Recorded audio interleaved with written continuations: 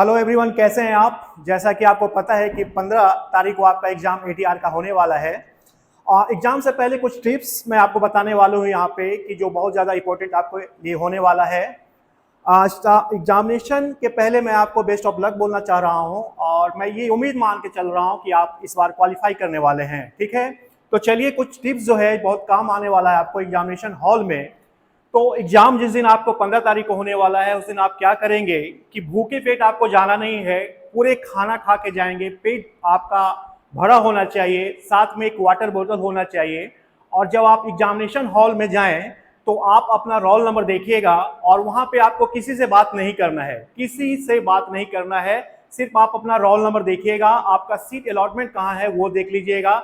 चुपचाप examination hall में प्रवेश कीजिएगा और आप अपने एग्जाम का जहां सीट आपका अलॉट हुआ है वहां पे आप चुपचाप बैठ के सारे पेपर को, सारे क्वेश्चन को हल कीजिएगा, सॉल्व कीजिएगा। और एग्जामिनेशन हॉल में कभी किसी से मत पूछना कि कौन सही है क्या गलत है, क्योंकि इससे होता क्या है कि आपने जो सही क्वेश्चन किया था और अगर आप चीटिंग करेंगे, बगल वाले बच्चों को देखेंगे तो पता चलेगा कि जो आपने सही किया था वो भी गलत हो गया है ना।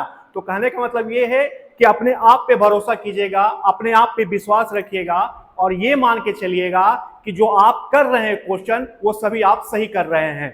और एक चीज और, इसमें 3-4 सेगमेंट है जिसमें है मैथ है, रीजनिंग है, इंग्लिश है, जीएस है। तो ये चारों सेगमेंट में जो आप सबसे अच्छा कर पाते हैं, जिसमें आपकी सबसे ज्यादा पकड़ है या जिसमें सबसे ज्यादा आप स्ट्रांग है, उसको ही पहले हल कीजिएगा। इससे होगा क्या कि आपके आत्मविश्वास और आत्म कॉन्फिडेंस जो है वो ज्यादा बढ़ जाएगा, है ना।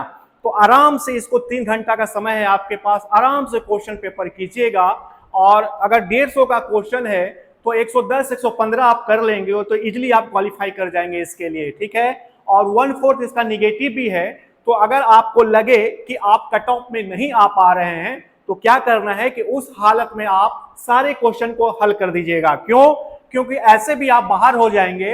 अगर सारे क्वेश्चन आप करके आ जाएंगे तो उसमें एक उम्मीद होगा कि आप क्वालिफाई कर जाएंगे। ठीक है, तो यही रणनीति अपनाइएगा कि 110 115 अगर आपने ओवरऑल कर दिया तो आपके हो जाएंगे, इसमें कोई टेंशन लेना नहीं है।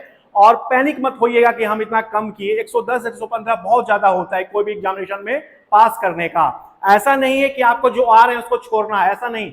अगर 150 क्वेश्चन के 150 क्वेश्चन आपको आ रहे हैं तो सारे करने हैं, उसमें छोड़ना नहीं है। मेरा कहने का उद्देश्य ये है कि 110 115 क्वेश्चन आप कर देते हैं तो गारंटी है आप क्या करेंगे, क्वालिफाई हो जाएंगे अगले एग्जाम, अगले स्टेज के लिए। ठीक है ना। और जो बच्चों को लगता है कि हम थोड़ा मेरिट में कम हो गए हैं तो उसमें क्या करना है कि उनको 150 क्वेश्चन को अटेम्प्ट लेना है ना। और अगर 1/4 है तो इसमें यकीन मानिए कि अगर आप 150 भी क्वेश्चन करेंगे फिर भी आप इसमें 3-4 क्वेश्चन पॉजिटिव में रहेंगे, क्योंकि 1/4 में क्या होता है कि आप रिस्क ले सकते हैं। लेकिन अगर 1/3 कट निगेटिव होता है तो वो रिस्की हो जाता है, लेकिन 1/4 में थोड़ा सा बन जाता है कि आप उसमें रिस्क ले सकते हैं, है ना। तो क्या करना है कि अगर 110-15 क्वेश्चन आपके आ रहे हैं तो आप इजीली क्वालिफाई कर जाएंगे। और अगर आपको फंस रहे हैं जैसे कि 85-90 में आपका अराउंड आ रहा है तो उस हालत में क्या कीजिएगा कि 150 भी क्वेश्चन 150 क्वेश्चन करके आ जाइएगा।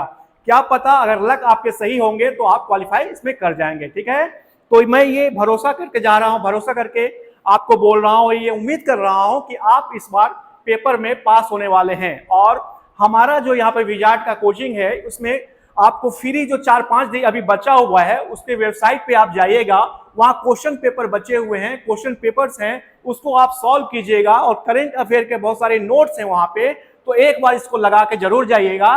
क्योंकि 1-2 क्वेश्चन से क्या होता है एग्जामिनेशन हॉल में किसी का सिलेक्शन हो जाता है और 1-2 नंबर से क्या हो जाता है कोई बच्चा फेल कर जाता है ना।